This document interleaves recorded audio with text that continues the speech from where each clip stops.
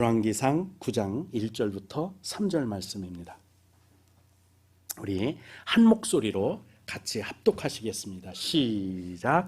솔로몬이 여호와의 성전과 왕궁 건축하기를 마치며 자기가 이루기를 원하던 모든 것을 마친 때에 여호와께서 성전의 기브온에서 나타나심 같이 다시 솔로몬에게 나타나사 여호와께서 그에게 이르시되 내 기도와 내가 내 앞에서 간구한 바를 내가 들었은즉 나는 내가 건축한 이 성전을 거룩하게 구별하여 내 이름을 영원히 그곳에 두며 내 눈길과 내 마음이 항상 거기에 있으리다. 아멘. 열왕기상을 전체를 읽어보면 솔로몬의 일생에 관해서 좀 깊이 들여다볼 수 있는 많은 이야기가 있습니다.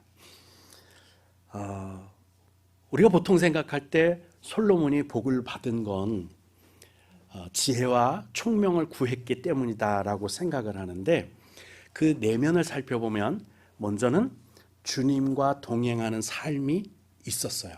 주님과 함께하는 삶을 그러면 어떻게 이어나갔느냐 하면 간단해요. 기도하는 것밖에 없어요. 영이신 하나님과 어떻게 동행합니까? 영이신 하나님과 우리가 어떻게 함께 할 수 있습니까? 기도하고 교제하고 대화하면 되는 거예요. 만약에 우리 삶이, 여러분과 저가 내 삶이 부흥하기를 원하고 왕성하기를 원하고 행복하고 기쁘고 평안하고 뭐든지 형통하고 다 잘되고 내 마음 내 뜻대로 자유함을 누리는 삶을 살기를 원한다면 그 방법은 기도하는 거예요. 왜? 기도하면 하나님이 들으시기 때문입니다. 단순히 기도해서 하나님이 들으시는 게 아니고요. 이 열왕기상을 살펴보면 그 가운데 솔로몬의 삶 가운데 하나님이 왜 들어주셨는지, 왜 함께 하셨는지, 왜 복을 주셨는지가 나타나는데 평소에 그가 하나님 앞에 기도했다는 것을 알 수 있습니다. 하나님 앞에 늘상 기도했다.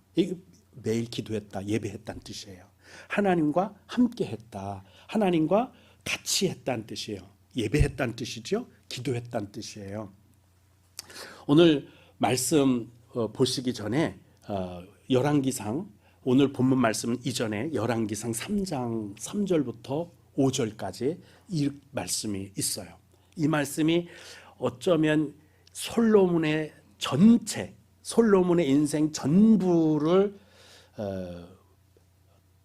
미리 들여다보게 하는 말씀이라고 저는 생각을 했어요. 이게 열왕기상의 포인트가 되는 말씀, 열왕기상의 전체를 미리 예시해 주시는 말씀이다라고 저는 이 말씀을 보고 있는데, 이 말씀 여기에 이렇게 말씀합니다. 솔로몬이 여호와를 사랑하고 그의 아버지 다윗의 법도를 행했다. 여기까지 우등생입니다. 잘했죠? 참 잘했어요. 예, 하나님을 사랑한다는 거, 이것이 기본이겠죠. 그런데 묘한 전조 증상이 나타나고 있는 걸 볼 수 있어요. 다윗의 법도를 행했는데, 행하였으나 뭔가 다른 이야기를 하고 싶으신 거죠. 산당에서 제사를 지내고 분향했다고 말을 해요. 제사와 분향은 어디서 해야 옳은 거죠? 성막에서 해야 되는 거예요. 아직 성전이 지어지지 않았기 때문에 법궤는 지성소 안에 들어있어요. 그러면 제사는 어디서 드려야 되죠? 물론 볼품 없죠. 산에 기와이고, 그리고 아름드리 나무로 기둥을 세우고 멋있게 지은 산당, 그 산당에서 예배 드리는 게 더 멋있겠어요. 무슨 가죽이에요? 해달 가죽이니 염소 가죽이니 그 우중충한 가죽으로 다 만든, 우리가 말하자면 텐트인데 그 천막에서 제사를 지내고 분향을 하는 게 더 멋있겠어요? 가나안에 들어와 보니까 우리는 성막 끌고 다니면서 천막 끌고 다니면서 예배를 드렸는데 가나안 사람들은 우상을 섬기면서도 산에다가 멋들어지게 기와집을 져놓고 멋들어지게 아름드리 나무로 기둥을 세워놓고 멋있게 산당을 져놓고 거기서 우상 숭배를 하는데 너무 멋있어 보이는 거예요. 그 중에서도 기브온에 있는 산당은 무진장하게 컸어요. 왕자가 되고 왕이 돼서 생각한 거, 예배는 좀 멋들어지게 드려야 되는 거 아니야? 멋들어진 데 가서 왕의 좀 품위도 지키면서 제사 지내고 분향하는 게 맞지 않아? 법궤를 찾아가서 지성조 안에 들어가서 성막에 가서 예배를 드려야 되는데 거기서 예배 드린 것, 이게 이 솔로몬의 일생의 전조 증상 중에 하나가 드러나는 거예요. 우리도 삶 가운데 불행이 오거나 좌절이 오거나 어떤 큰 환난이나 고난이 오기 전에 전조 증상이 영적으로 나타나요.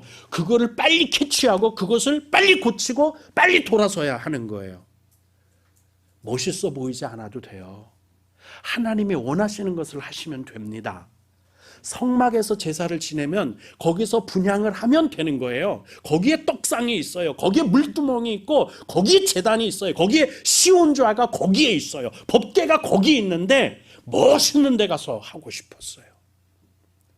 우리도 이 유혹에 빠져서는 안 돼요. 세상에 화려한 게 얼마나 많은데 이것만 하면 우리 교회가 화려해질 수 있을지 않을까? 남들이 보기에, 세상이 보기에 멋있어 보이지 않을까? 많이 있지만 그것 따라가서는 안 되고 복음을 따라가야 하고 예수를 따라가야 되고 진리를 따라가야 되는 거예요. 솔로몬은 하나님을 물론 사랑했어요. 다윗이 세운 법도 너 하나님을 떠나지 마라, 잠언에 말하는, 아굴이 말하는, 그리고 많은 선지자들이 말하는 율법을 따라, 말씀을 따라 사랑했으나 멋있는 걸 따라갔어요.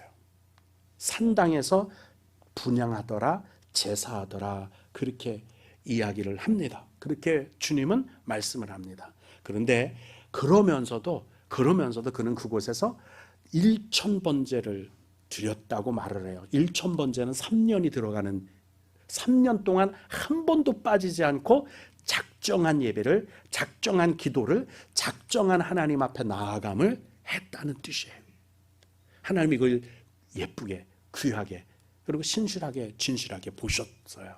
아, 이놈 거룩해질 만한 놈이구나, 마음에 합하게 여겼다는 거예요. 그래서 그 10절에 이렇게 말합니다. 주님이 너 내가 무엇을 해주기를 원하느냐? 내가 무엇을 해줄까? 그렇게 물었을 때 지혜를 구했다 그러는데 원어로 보면 듣는 마음을 주세요라는 뜻이에요. 듣는 마음.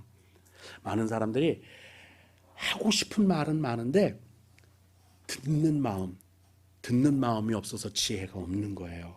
그래서 우리나라는, 우리 한글에는 듣는 마음을 주세요를 지혜를 구하였다고 말하거든요. 그게 그 말이에요. 엎어치나 매치나 둘러치나, 그렇지 않아요? 듣는 마음을 가진 사람이 지혜로운 사람이에요. 내가 어떻게 이 많은 사람을 재판하겠어요? 어떻게 하나님의 백성을, 이 많은 사람들을 내가 우둔해서 어떻게 재판하겠어요? 듣는 마음을 주세요. 그걸 지혜의 마음을 달라고 우리는 번역해 놨어요. 듣는 마음을 가지시기를 바라요. 선교회, 여선교회, 남선교회, 또 믿음의 여러 집사님들을 만나면서, 이웃 사람들을 만나면서, 자녀들을 만나면서, 부모님을 만나면 듣는 마음, 말하려고 먼저 하지 말고 듣는 마음을 갖는 게 지혜의 마음이에요. 그래서 그 지혜의 마음을 받았는데 하고 싶은 말 이거예요. 평소에 기도했다는 거예요. 3년 동안이나 빼놓지 않고. 이 말은 그냥 뭐 자세히 알아볼 것도 없어. 솔로몬은 기도하는 사람이었던 거예요. 평소에 그냥 눈 뜨고 있으나 눈 감으나 일어섰으나 앉으나 길을 걷거나 항상 주님과 기도했다, 교제했다, 함께했다, 예배했다, 동행했다. 우리 그렇게 표현하잖아요. 하나님께서 내 삶을 변화시키길 원하신다? 내가 복되고 행복하고 형통하고 평안하고 자유롭고 하나님이 주시는 은혜의 삶을 마음껏 누리고 싶다? 내 삶을 변화시키고 싶다? 방법, 기도하는 거예요. 어떻게? 평소에, 일상적으로, 항상 차 타고 가면서, 운전하면서, 그리고 졸릴 때도 주여 하고 좋으시면 더 좋습니다. 깰 때도 주여 하고 깨면 더 좋습니다. 그렇게 깨어 있는 사람이 기도로 주님과 동행을 하면 주님의 마음이 뭔지를 알 수 있어요. 그렇지 않아요? 제가 우리 집사람하고 살아봤는데요. 한 20년 사니까 집사람이 생각하는 걸 나도 생각하고 있고 내가 근심하는 걸 우리 집사람도 걱정하고 있더라고요. 똑같은 걸 같이 해요. 이제 눈만 보면 뭔 생각하는지 알아요. 기도하려고 주여 부르면 주님의 마음을 알게 돼요. 그게 일상, 평소에 기도하면 하나님의 소원, 하나님의 뜻, 하나님의 계획, 하나님의 바라심, 뭘 원하시는구나, 그걸 알 수 있기 때문에 평소에 주님하고 자주 대화하시는 거, 자주 기도하는 게 필요해요. 1년 12달 지나서 추석 때나 만나는 자식놈하고는 마음이 맞지를 않잖아요. 그래서 아휴, 부모 마음 알아주는 놈 한 놈도 없어. 말을 안 했기 때문에, 대화를 안 했기 때문에 그런 거지, 부모 마음 알아주는 놈 하나도 없어. 그러면 자식하고 대화를 안 했다는 뜻이에요. 평소에 우리 큰딸내미 엄마 나 출근해, 엄마 나 퇴근해, 이거 하루 이틀 한 달 두 달이면 제가 말을 안 해. 계속했어요. 계속. 그러니까 이신점심, 전심 통하잖아요. 평소에 주님과 기도하고 평소에 대화를 하면 뭐가 되느냐? 하나님이 뭘 기뻐하시는지 알아요. 그래서 성경 말씀에 하나님이 기뻐하시는 뜻을 따라 우리에게 소원을 주시고 그 소원을 이루게 하신다는 거예요. 그럼 하나님 기뻐하는 뜻이 뭔지를 알아야 내가 소원을 갖지. 하나님하고 전혀 반대되는 소원을 갖고 있어봐요, 절대로 안 해줘요. 야 이놈아, 내가 너한테 자갈론밥 팔아서 그거 해주길 바라냐? 안 돼. 그거는 뭔 또 전화가 이렇게 와요. 안 돼요. 근데 부모님이 기뻐하시는 뜻을 행하잖아. 야 걱정하지 마, 내가 논밥 팔아서라도 너 등록금 대줄게. 공부 열심히 하면 그거 다 해줄게. 부모가 기뻐하는 것을 자녀가 하면 논밥 팔아서 다 해줘요. 근데 아버지 나 카지노 하나 열려고 그러는데요, 아버지 저 게임방 하나 열려고 하는데요, 도박장 하나 열려고 하는데 돈 좀 대주세요. 그러면 야 이놈아, 내가 있어도 못 해주겠다. 주님의 마음은 하나님이 기뻐하시는 뜻을 알고 행하기를 원하는 사람에게 그 소원대로 그 소원을 갖고 있으면 그거 해주는 거예요. 솔로몬이 엉뚱한 거 원했다, 안 해줘 임마, 그랬을 거예요. 근데 하나님이 너 나하고 마음이 똑같네? 뭘 들어주라고? 알았어. 그거 외에 덤으로 재물까지 영광까지 주신 줄로 믿습니다. 그거예요. 사람이 내 삶을 변화시키고 싶고 형통하고 싶고 내 삶을 새롭게 하고 싶고 내가 정말 하나님이 주시는 은혜와 복을 누리는 삶, 윤택하고 기름지고 또 젖과 꿀이 흐르는 성경에 기록된 대로 누릴 수 있는 모든 기쁨과 복을 누리기를 원하신다면 평소에 기도하라니까요. 평소에 하나님의 뜻을 알도록, 하나님의 마음이 어떤지, 하나님이 나한테 뭘 하는지, 하나님이 기뻐하는 게 뭔지를 알면 저절로 그 마음이 내 마음이 돼요. 부부가 같은 마음이 되는 것처럼 계속 주님하고 동행을 하다 보니까 주님의 뜻이 내 마음이 돼요. 주님은 공의를 원하시더라고요. 선한 삶을 원하시고 하나님의 뜻대로 사는 걸 원하세요. 그리고 복음이 내 삶에, 예수 그리스도의 향기가 내 삶에 계속 드러날 수 있도록 온유하고 겸손한 삶을 원해요. 이건 기본적인 거잖아요. 그 외에도 하나님께서 내 삶 가운데 원하는 것들이 너무 많은데 그 많은 것들을 내가 어떻게 알아낼 수 있겠어요? 기도하니까 알 수밖에 없죠. 기도 안 하면 부부지간에도 3, 4년만 떨어져 있으면 서로 마음이 맞지 않을걸요? 자녀들 간에도, 부모 자녀들 간에도 마찬가지입니다. 마음을 맞추기 위해 같이 외식도 하고 같이 영화도 보고 같이 찻잔도 나누고 그러면서 한 마음이 되고 한 뜻이 되는 거예요. 우리 교인들 간에도 다음 주에 5주잖아요. 주일 오후 예배 안 드리고 교제하자 했는데 해보니까 이번에 안 돼서 엄청 고민이 많아요. 이걸 또 해야 되나? 우리 지지난달에 해봤잖아요. 혼란이 와갖고 처음 하니까 어떨 줄 모르겠어요. 교제 좋다, 교제하자 해서 했는데 이것도 예배거든요. 예배, 교육, 전도, 교제, 봉사, 이 5가지가 꼭 교회인데 교제가 너무 떨어진다, 교제가 안 된다, 서로 이웃 닭 쳐다보듯 한다, 이렇게. 그래서 우리 좀 편해져, 교제 좀 해보자, 서로 알아보자 해서 했는데 이게 너무 막 혼란이 오고 식당 하나가 막 어렵게 만들고 준비한 게 다 떨어지고 먹을 때는 놓고 왔다 갔다 하다가 끝나버려서 야 이거 요번 내일 다음 주에 해야 되나? 의견을 들어보고 제가 하도록 하겠습니다. 차근차근 해야 될 것 같아요. 너무 혁신을 하니까 주변에서도 안 되고 우리도 준비가 안 되고 그런 것을 볼 수 있습니다. 반대로 이렇게 공의를 따라 살면 솔로몬처럼 복을 받는데 아까 전조증상이 있다고 그랬었죠. 하나님이 원하시지 않는 걸 하는 거, 그게 전조증상으로 뭐로 나타났죠? 볼품없어도 주님 찾아가야지. 법궤가 거기 있는데 떡상도 거기 있고 물두멍도 거기 있고 번제단도 거기 있고요. 그리고 법궤 후에 시온자 거기 있잖아요. 바로 성막이에요. 근데 산당이 더 멋있다고 해서 거길 찾아가서 예배드리는 거, 그게 전조증상이었어요. 열왕기상 9장부터 솔로몬이 어떻게 주님을 떠나가고 어떻게 하나님이 싫어하는 일을 그렇게 번듯하게 행하고 버젓이 행하면서도 뻔뻔하게 살아가는지가 9장부터 나오기 시작해요. 하나님이 원하지 않는 삶을 너무 뻔뻔하게, 너무 당연하게, 너무 일상적인 것처럼 너무 편하게 하는 게 9장부터 시작이 돼요.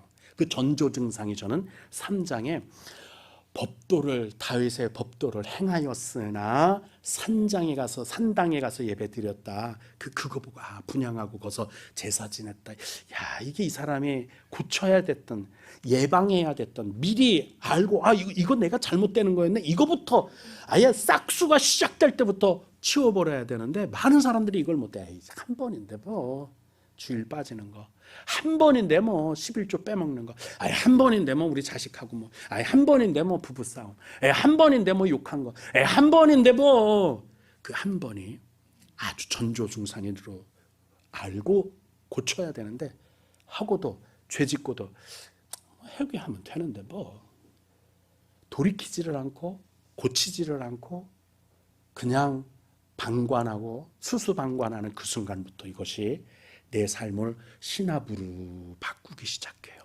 신압으로 바꾸기 시작해요. 9장부터 그렇게 바뀌더니 11장 9절 10절에는 이렇게 드러납니다. 솔로몬이 마음을 돌려, 전조증상에 이제 심각한 상태로 드러나는데 하나님을 떠나가 버렸어요. 마음을 돌렸어요. 이스라엘의 하나님 여호와를 떠남으로 여호와께서 그에게 진노하시니라. 여호와께서 일찍이 2번이나 그에게 나타나시고 이 일에 대하여 명령하사 다른 신을 따르지 말라 하였으나, 2번이나 경고를 했어요. 전조증상까지도 알고 있었어요. 근데 그 명령 지키지 않았어요. 왜? 자기 욕심이 이제는 하나님을 따르는 것보다, 하나님의 마음을 아는 것보다 자기의 욕심, 자기의 생각, 자기가 바라고 원하는 것이 하나님의 바라고 원하는 것하고 이미 뻐그러졌는데도 더 좋았던 거예요. 화려한 게 좋고 세상이 좋고 누리는 권력이 좋고 지금 주님이 주신 물질로 부강한 국가가 됐겠다, 뭐 주변 눈치 볼 거 없겠다, 내가 다 할 수 있겠다, 뭐가 걱정이냐는 거죠. 그때서는 마음을 돌려서 하나님을 떠나세요. 그러지 마. 우상 숭배하지 마. 그 산당 원래 그거 가나안 우상 섬기던 데 아니니? 그런 거 따라서 하지 마. 왜 그거 안 좋은 걸 왜 그래? 하지 마. 몇 번을 말씀하셨는데도 성막 보면 한숨뿐이 안 나와요. 저 천막에서 무슨 예배예요? 저 산당 가서 그냥 멋있게 폼 잡아가면서 예배하고 싶다니까요. 아니 그러지 마. 거기에 시은좌가 있어. 거기에 법궤가 있어. 거기 하나님의 말씀이 있어. 거기 만나항아리가 거기 있다고. 그리로 와. 하나님께로 돌아와. 몇 번을 말했는데도 돌이키지 않았다고 말해요. 그러면서 이방 여인들을 사랑했다 말해요. 여자만 사랑했을까요? 여자 사랑한 것이 뭐 대단한 걸까요? 여자들이 가지고 오는 그들의 우상 숭배가 있었어요. 여자들이 갖고 오는 이방적인 문화가 있었어요. 애굽의 바로의 딸을 부인으로 삼더니 주변에 있는 모든 국가의 여자들을 가난한 여자들을 다 자기 부인으로 삼아서 부인이 백제 의조왕만큼 많았던 것 같아. 고쳐야 돼요. 알아야 돼. 근데 그걸 못하는 거예요. 기도가 내 인생을 복되게 한 이유가 뭐였죠?